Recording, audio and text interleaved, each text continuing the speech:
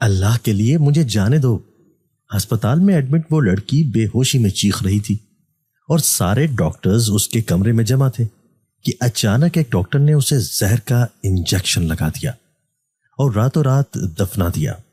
میں اسی ہسپتال میں نرس تھی۔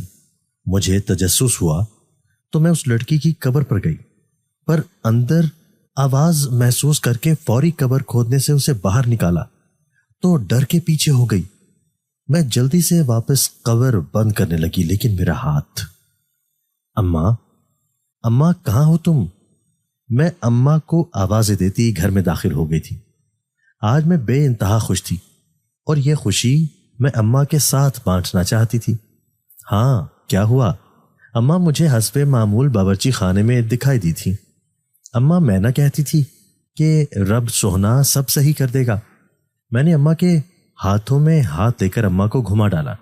اماں میرے چہرے کی خوشی سے سمجھ گئی تھی۔ کیا تمہیں نوکری مل گئی؟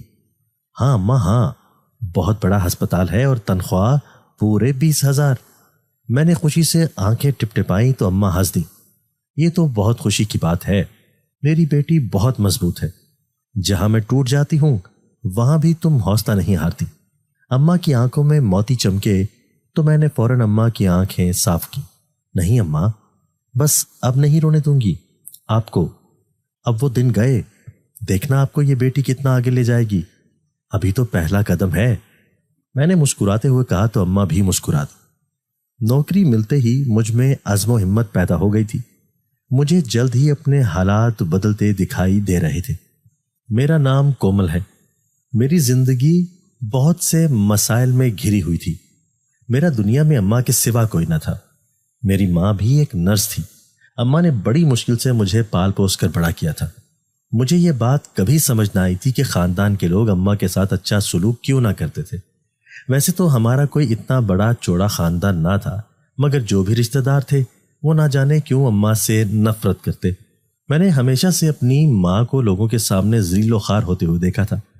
میں نہیں جانتی تھی کہ میرا باپ کون تھا، وہ زندہ بھی تھا یا مر گیا، کیونکہ اماں اس کے بارے میں کبھی بات کرنا پسند نہ کرتی تھی۔ اماں نوکری کرتی، تب تک میں اپنی نانی کے گھر رہتی۔ میری نانی کے علاوہ وہاں کوئی بھی میری ماں کو بلانا تک پسند نہ کرتا، جبکہ وہ لوگ میرے ساتھ بھی اچھا سلوک نہ کرتے۔ میں نانی کے کمرے میں بیٹھی رہتی اور اماں کے واپس آتے ہی اماں سے لپٹ جاتی۔ میں کچھ بڑی ہوئی تو میں نے اماں کو صاف صاف بتا دیا کہ میں اب نانی کے گھر نہ جاؤں گی، بلکہ گھر میں اکیلی رہ لوں گی۔ اماں نہیں چاہتی تھی کہ میں گھر پر اکیلی رہوں۔ اماں بہت ڈرتی تھی۔ اماں کا ڈر دیکھ کر میں نے اپنے ڈر پر قابو پانا سیکھ لیا تھا۔ مجھے تیری فکر رہا کرے گی بیٹی۔ اماں میرا فیصلہ سن کر ہلکان تھی۔ میں اماں کو پریشان تو نہ کرنا چاہتی تھی، مگر میں کیا کرتی؟ مامی کی نظریں اب مجھ سے برداشت نہ ہوتی تھی۔ وہ میرے بارے میں کافی غلط رائے رکھتی تھی۔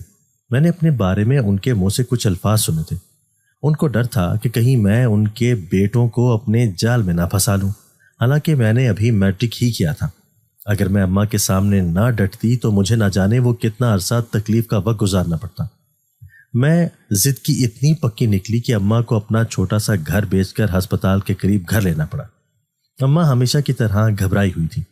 نئی جگہ کا خوف، نئے لوگوں سے ملنے کا خوف اماں نے سر پر سوار کر لیا، مگر مجھے کوئی خوف نہ تھا۔ میں نے اپنی زندگی کا ایک سبق سیکھ لیا تھا کہ اپنے حقوق کے لیے ڈٹ جانا چاہیے، بھلے چاہے سامنے آپ کی ماں ہی کیوں نہ ہو۔ ویسے تو مائیں بیٹیوں کا سہارا اور حوصلہ بنتی ہیں، مگر میرے ساتھ الٹا حساب تھا۔ میں اماں کا حوصلہ بن گئی تھی۔ میں ان کی ڈھارس اور حوصلہ بڑھاتی۔ اماں ڈیوٹی پر جاتی تو میں کالج سے آنے کے بعد سارا دن گھر پر ہی ٹھہرتی۔ نانی کے گھر نہ جانے سے مجھے بڑا سکون ملا، اور نانی نے ایک بار بھی پلٹ کر خبر نہ لی تھی کہ میں اب وہاں کیوں نہیں آتی اور اماں کی غیر موجودگی میں کہاں پر ٹھہرتی ہوں۔ وہ بھی شاید مجھ سے جان چھڑوانا چاہتی تھی، مگر مجھے اتنی پرواہ نہ تھی، اور میں اپنے فیصلے پر مزید مطمئن ہو گئی تھی۔ میری نانی کے ساتھ اتنی انست ہی کہاں تھی۔ میں نے ایف اے کا امتحان پاس کیا تو نرسنگ میں داخلہ لینے کا سوچا۔ اماں کا خیال تھا کہ مجھے اپنی تعلیم جاری رکھنی چاہیے، نرسنگ کا کام میرے لیے ٹھیک نہیں۔ میں اماں کی بات سن کر حیران تھی۔ جو کام ہم دونوں ماں بیٹی کے جینے اور زندگی گزارنے کا سبب تھا، وہ کام برا کیسے ہو گیا؟ میں پڑھائی میں اچھی تھی، اس لیے اماں چاہتی تھی کہ میں پڑھ لکھ کر ڈاکٹر بنوں۔ میں اماں کی خواہش پر سوائے مسکرانے کے اور کچھ نہ کر سکتی تھی، کیونکہ ایسا تو ممکن ہی نہ تھا۔ ڈاکٹر کی پڑھائی کے لیے جتنا خرچہ چاہیے تھا وہ ہم ماں بیٹی کے لیے ممکن نہ تھا، لہٰذا ایسے سراب کے پیچھے بھاگنے کا کیا فائدہ تھا جس کے بعد کچھ حاصل ہی نہ ہو۔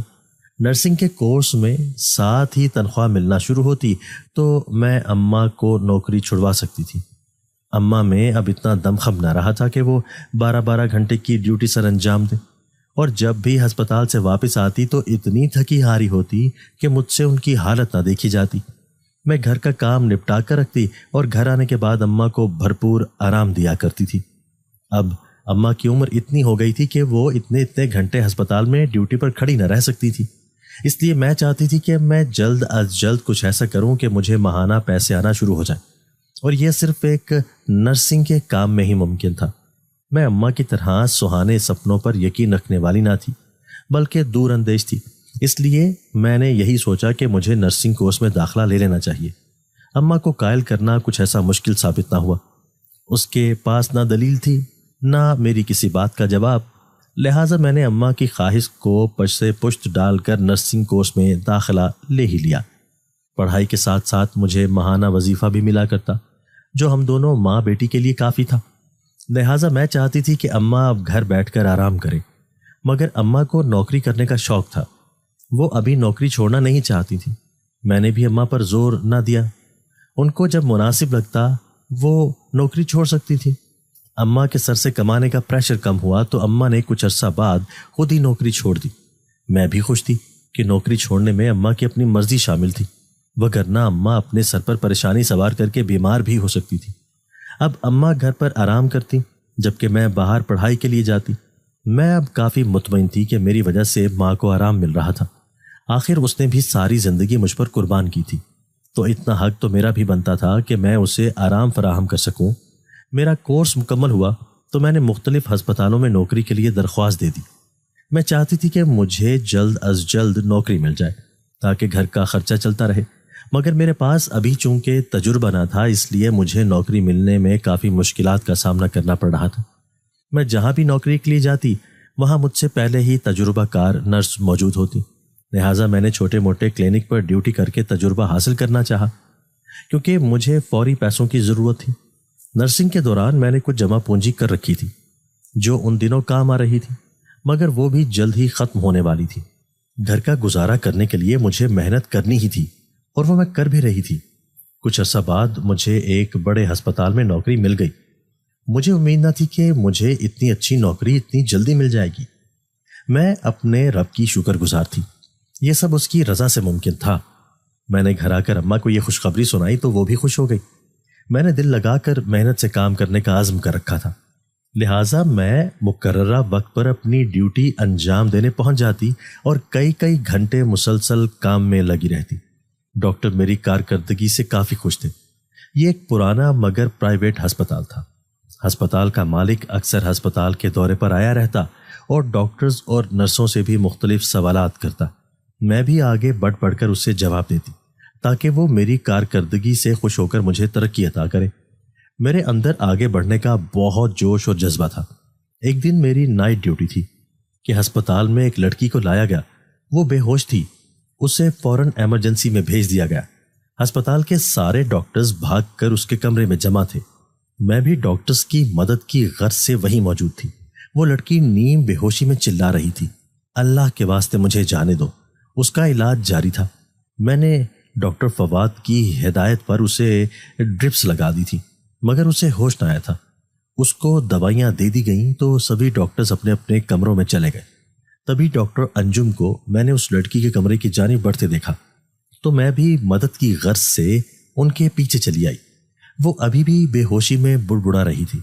ڈاکٹر انجم نے انجیکشن نکال کر تیار کیا۔ میں قدرے حیران ہوئی، اس کو سارے انجیکشن دیے گئے ہیں ڈاکٹر صاحب۔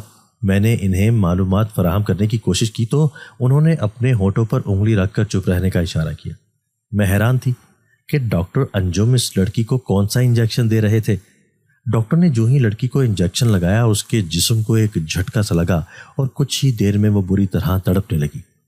میں اس کی حالت دیکھ کر گھبرا گئی اور بھاگ کر ڈاکٹر فواد کو بلا لائی۔ ڈاکٹر فواد ہی اس کا علاج کر رہے تھے۔ میں نے انہیں اس لڑکی کے کمرے میں پہنچنے تک ساری صورتحال بتا دی تھی۔ کمرے میں داخل ہوئے تو ڈاکٹر انجم غائب تھے، تاہم لڑکی بے سدھ پڑی تھی اور اس کے منہ سے جھاگ نکل رہی تھی۔ ڈاکٹر نے بھاگ کر اس کی نبض ٹٹولی۔ یہ تو مر چکی ہے، وہ افسردہ لہجے میں بولے تو مجھے بھی اس کی موت پر افسوس ہوا۔ ڈاکٹر انجم سے اس کے لواحقین کے بارے میں پوچھیں، وہی لائے تھے اس کو یہاں۔ ڈاکٹر فواد کے حکم پر میں فوراً ڈاکٹر انجم کے کمرے میں گئی۔ وہ لڑکی فوت ہو گئی ہے، اس کے لواحقین کو اطلاع کر دیں۔ میں نے ڈاکٹر انجم کو اطلاع دی تو وہ فوراً اٹھ کھڑے ہوئے۔ میں ہی اس کے لواحقین میں شامل ہوں۔ وہ بولے تو میں نے چونک کر ان کی طرف دیکھا، نہ تو ان کے چہرے پر کوئی افسوس تھا اور نہ ہی لہجے میں کوئی افسردگی۔ تو میری مدد کرو، اس لاش کو جلد از جلد ٹھکانے لگانا ہوگا۔ ڈاکٹر کی بات سن کر مجھے دھچکا لگا۔ یہ آپ کیا کہہ رہے ہیں؟ ایسا کیا کہہ دیا میں نے؟ انہوں نے چونک کر میری جانب دیکھا۔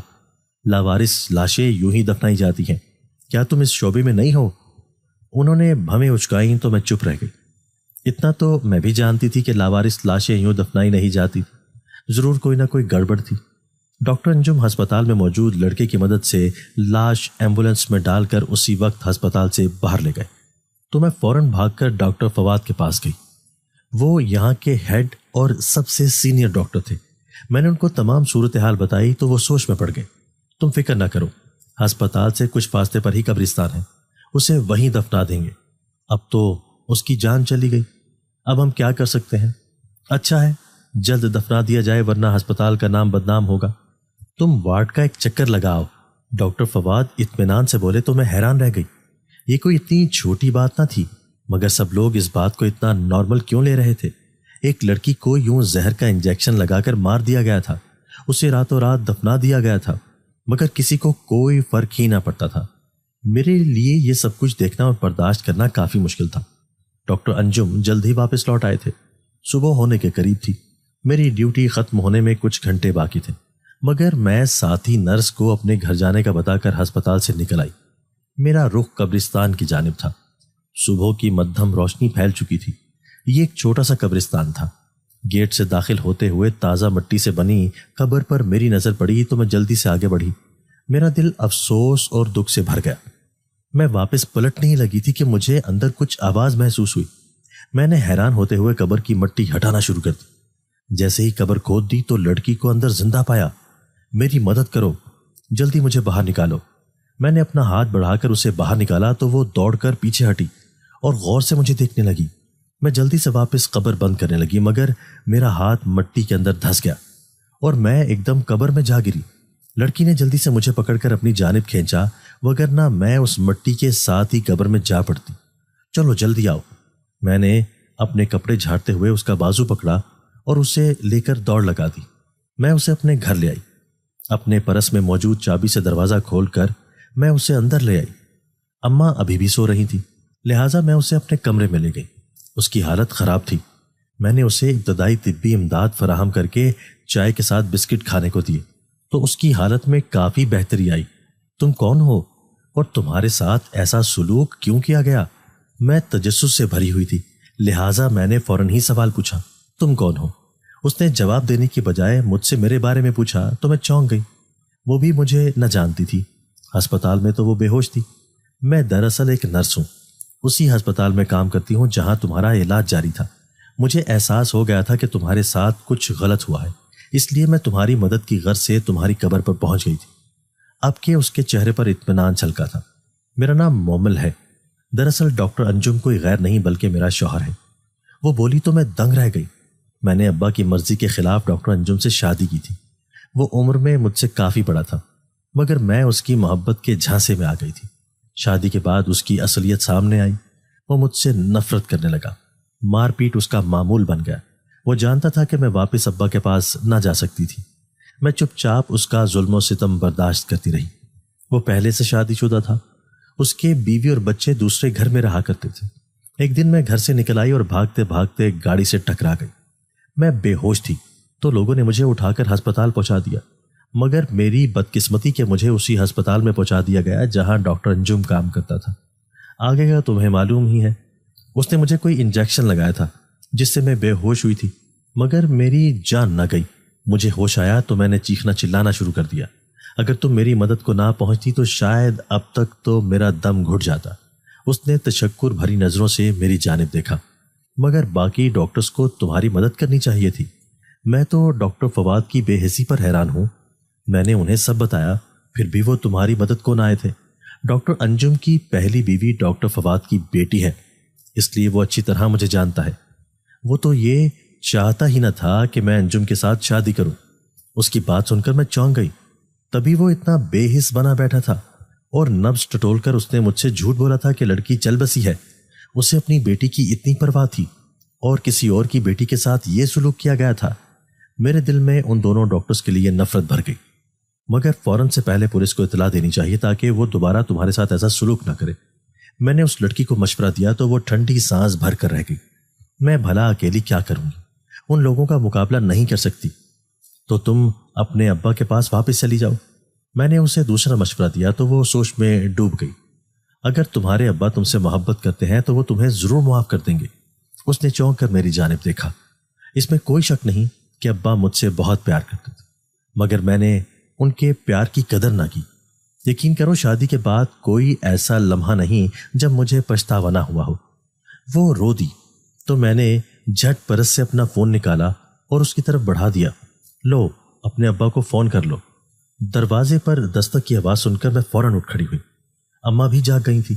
میں نے مختصر الفاظ میں ساری داستان اماں کو بتا دی. اماں کا دل بھی ہمدردی سے لبریز تھا. دروازے پر کھڑے شخص کو دیکھ کر میں چونک گئی تھی. سر آپ؟ میں نے حیرانی سے پوچھا. وہ تو ہمارے ہسپتال کے مالک تھے. میری بیٹی کہاں ہے؟ انہوں نے پوچھا. تو میں نے انہیں اندر داخل ہونے کا راستہ دیا. مومل بھاگ کر اپنے والد سے لپٹ کر رونے لگی. میں نے ان کو برآمدے میں پڑی کرسیوں پر بیٹھنے کا اشارہ کر دیا تھا. میری بچی اگر تم اتنی تکلیف میں تھی تو واپس لوٹ آتی. میرے گھر کے دروازے تجھ پر بند تو نہ تھے.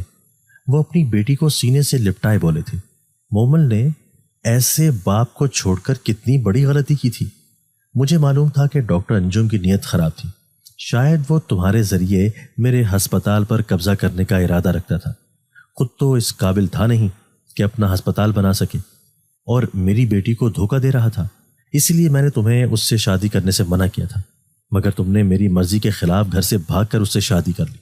تب بھی میں نے اسے ہسپتال کی نوکری سے نہ نکالا کیونکہ میں چاہتا تھا کہ میں غلط ثابت ہوں اور تمہیں وہ خوش رکھے. اگر میری بیٹی اس کے ساتھ خوش تھی تو پھر مجھے کیا مسئلہ ہوتا. مگر میں اس کا یہ خواب پورا نہ ہونے دے سکتا تھا کہ وہ تمہارے ذریعے مجھے بلیک میل کرے اور میرا ہسپتال ہتھیانے کی کوشش کرے. اس لیے میں نے تم سے تمام تعلق ختم کر لیا تھا. ویسے بھی تم نے بھاگ کر شادی کر کے میری عزت کو جو ٹھیس پہنچائی تھی وہ مجھے قبول نہ تھی. کیا آپ کو معلوم ہے کہ ڈاکٹر فواد بھی اس سازش میں ملے ہوئے تھے اور وہ ڈاکٹر انجم کی پہلی بیوی کے والد ہیں؟ میں بولی تو مومل کے والد چونک گئے. نہیں، مجھے یہ سب نہیں معلوم تھا. ڈاکٹر فواد نے تو مجھے اس بارے میں کچھ بھی نہیں بتایا. وہ افسوس سے اپنا سر ہلا رہے تھے. میرے خلاف کتنی بڑی سازش کی گئی. ان سب نے مل کر میری بیٹی کو بیوقوف بنایا اور مجھے دھوکے میں رکھا. میں ان کو چھوڑوں گا نہیں. ایک ایک سے گن کر بدلہ لوں گا. تم میرے ساتھ گھر چلو. وہ غصے میں بولتے ہوئے مومل کو لیے اٹھ کھڑے ہوئے مگر کمرے سے دروازے سے نکلتی اماں کو دیکھ کر چونک کر وہیں رک گئے. وہ آنکھیں پھاڑے حیرت سے اماں کو دیکھ رہے تھے جبکہ اماں بھی سکتے کی سی کیفیت میں کھڑی تھی. میں ان دونوں کو دیکھ کر حیران تھی. اماں کو دیکھ کر اتنا چونکنے والی کیا بات تھی؟ اماں ایک نرس تھی. ہو سکتا ہے ہسپتال کے کسی معاملے میں ان کا اماں سے کوئی واسطہ رہا ہو. تم یہاں کیسے؟ اماں کے منہ سے پھٹی پھٹی آواز نکلی تو میں چونک گئی. آپ دونوں ایک دوسرے کو جانتے ہیں اماں؟ میں نے فوراً ہی اٹھ کر اماں سے پوچھا. تو اس آدمی نے چونک کر میری طرف دیکھا. کیا یہ ہماری بیٹی کومل ہے؟ اس شخص کی بات سن کر مجھ پر حیرتوں کے پہاڑ ٹوٹ پڑے. میں آنکھیں پھاڑے حیرت سے اماں کی جانب دیکھ رہی تھی جنہوں نے اسبات میں سر ہلا کر اس آدمی کی بات کی تصدیق کی تھی. کیا یہ میرا باپ تھا؟ میں حیران تھی جبکہ وہ آنکھوں میں آنسو بھرے میری طرف دیکھ رہا تھا. وہ فوراً ہی میری طرف آیا تاکہ میرے سر پر ہاتھ رکھ سکے مگر میں 2 قدم پیچھے ہٹی تھی. میں نے تو ہمیشہ سے یتیموں والی زندگی گزاری ہے. مجھے نہیں معلوم تھا کہ میرا باپ زندہ ہے. میں نے یہی سوچا تھا کہ میرا باپ مر چکا ہے. اس آدمی کی آنکھوں میں حیرت ابھری تھی. کیا تم نے میری بیٹی کو میری موت کے بارے میں بتایا تھا؟ وہ اماں سے سوال کرنے لگا تو اماں نے نفی میں سر ہلا دیا۔ نہیں، میں نے کبھی تمہارا ذکر نہیں کیا۔ شاید اس نے خود ہی اندازہ لگا لیا ہوگا کہ یہ یتیم ہے۔ بیٹی، تمہارا باپ زندہ ہے۔ میں بدنصیب تمہارا باپ تمہارے سامنے کھڑا ہوں۔ میں تمہارا مجرم ہوں۔ اس سے بہتر تو تھا کہ میں مر ہی جاتا۔ میں نے سوچا بھی نہ تھا کہ میری زندگی ہوتے ہوئے میری بیٹی یتیموں والی زندگی گزارے گی۔ وہ اپنے آنسو صاف کرتا ہوا بولا تو میں نے چونک کر اس کے پہلو میں کھڑی مومل کو دیکھا۔ اور یہ آپ کی بیٹی ہے جسے آپ نے باپ کا پیار دیا جبکہ اپنی اس بیٹی کو چھوڑ دیا؟ ہاں، یہ میری بڑی بیٹی ہے۔ اماں نے تو مجھے کبھی اس بارے میں نہ بتایا تھا۔ یہ سب کیا ہو رہا ہے اماں؟ میں چیخ پڑی تھی۔ میں ایک ہسپتال میں نرس تھی، وہیں پر تمہارا باپ ڈاکٹر تھا۔ ان کا تعلق بہت امیر اور اونچے گھرانے سے تھا۔ اپنے اونچے قد کاٹھ، دبلے پتلے جسم اور گوری رنگت کی وجہ سے ہسپتال کی تمام نرسوں سے مختلف نظر آتی۔ ڈاکٹر بشارت کی نظر مجھ پر آ رکی۔ وہ مجھے بھاؤ دینے لگے تو میں بھی خوش ہو گئی۔ میری آنکھوں میں بھی خواب تھے۔ اگر میری اونچے گھرانے میں شادی ہو جاتی تو اس میں کیا حرج تھا؟ میں دیکھنے میں خوبصورت تھی۔ اپنی اداؤں سے ڈاکٹر بشارت کے دل میں گھر تو کر سکتی تھی، لہٰذا میں نے بھی یہی سب کرنا شروع کر دیا۔ انہوں نے میری طرف دوستی کا ہاتھ بڑھایا تو میں نے خوش دلی سے تھام لیا۔ ہسپتال میں ہماری دوستی کے چرچے تھے۔ باقی نرسیں مجھ سے حسد محسوس کرتی، مگر مجھے کسی کی پرواہ نہ تھی۔ میں خوش تھی کہ ڈاکٹر بشارت جیسا نوجوان مجھ پر فدا تھا۔ کچھ ہی عرصے میں نے ڈاکٹر بشارت سے شادی کرنے پر زور دیا۔ پہلے تو وہ نہ مانا، مگر میرا مطالبہ روز بروز بڑھتا گیا۔ وہ پہلے سے شادی شدہ تھا اور اس کی ایک بیٹی بھی تھی، مگر مجھے فرق نہ پڑتا تھا۔ اس کے پاس کون سی دولت کی کمی تھی، لہٰذا وہ مجھے الگ گھر میں بھی رکھ سکتا تھا۔ میں نے شادی کے لیے زور دیا تو وہ مان گیا اور اس نے اپنی بیوی اور بیٹی کے ہوتے ہوئے مجھ سے چھپ کر نکاح کر لیا۔ میں بہت خوش تھی۔ میں نے اپنے گھر میں سب کو اس نکاح کے بارے میں بتا دیا۔ وہ سب لوگ بھی خوش تھے کیونکہ میں ایک بہت ہی امیر و کبیر خاندان کی بہو بننے جا رہی تھی۔ نکاح کے بعد ڈاکٹر بشارت نے مجھے علیحدہ گھر لے کر دیا اور میں اس کے ساتھ رہنے لگی۔ میں اپنے پیسوں سے اماں ابا اور بھائی کی بھی مدد کیا کرتی تھی کیونکہ وہ بھی غریب تھے اور میرے پیسوں سے وہ خوش ہو جاتے۔ زندگی یوں ہی گزرتی رہی۔ اللہ نے ہمیں ایک پیاری سی بیٹی سے بھی نواز دیا۔ میں نے ہسپتال کی جاب چھوڑ دی کیونکہ ڈاکٹر بشارت نہیں چاہتا تھا کہ اس کی بیوی اسی ہسپتال میں نوکری کرے جہاں وہ خود ایک ڈاکٹر تھا۔ مجھے ویسے بھی نوکری کی کیا ضرورت تھی جب ہر چیز میسر تھی۔ میں اپنی بیٹی کے ساتھ وقت گزارنے لگی۔ میری بیٹی ابھی 1 سال ہی کی ہوئی تھی کہ ڈاکٹر بشارت کے گھر والوں کو یہ معلوم ہو گیا کہ اس نے خفیہ طور پر ایک نرس سے نکاح کر رکھا ہے۔ وہ میرے دشمن بن گئے۔ انہوں نے اپنے بیٹے پر زور دینا شروع کیا کہ وہ مجھے طلاق دے دے، مگر ڈاکٹر بشارت اپنی بچی کی وجہ سے ایسا نہیں چاہتا تھا۔ اس نے تو میرا ساتھ دینے کی کوشش کی مگر قدرت نے میرا ساتھ نہ دیا۔ پریشانی کی وجہ سے ڈاکٹر بشارت کی گاڑی دوسری گاڑی سے ٹکرا گئی اور وہ ایک حادثے کا شکار ہو گیا۔ اس کی حالت بے حد خراب تھی۔ ایسے وقت میں اس کے گھر والوں نے اس کا ساتھ دیا اور اس کا علاج معالجہ کروایا۔ میں جب بھی ہسپتال جاتی تو میرے سسر مجھے وہاں سے بھگا دیتے اور میرے شوہر کے آس پاس بھی نہ بھٹکنے دیتے۔ گھر میں راشن پانی ختم ہو گیا۔ مجھے پیسوں کی ضرورت تھی۔ میں نوکری کے لیے دوبارہ نکل پڑی۔ میں اپنے ماں باپ کے پاس واپس لوٹی تو انہوں نے بھی میری زیادہ پرواہ نہ کی کیونکہ ایک بچی کا ساتھ تھا اور اس کے خرچہ اٹھانے کے لیے ان کے پاس پیسے بھی موجود نہ تھے۔ میرا بھائی شادی شدہ تھا اور بال بچوں والا تھا۔ وہ اپنے بچوں کا خرچہ اٹھاتا یا میری بیٹی کی دیکھ بھال کرتا، لہٰذا میں نے دوبارہ سے نوکری شروع کر دی۔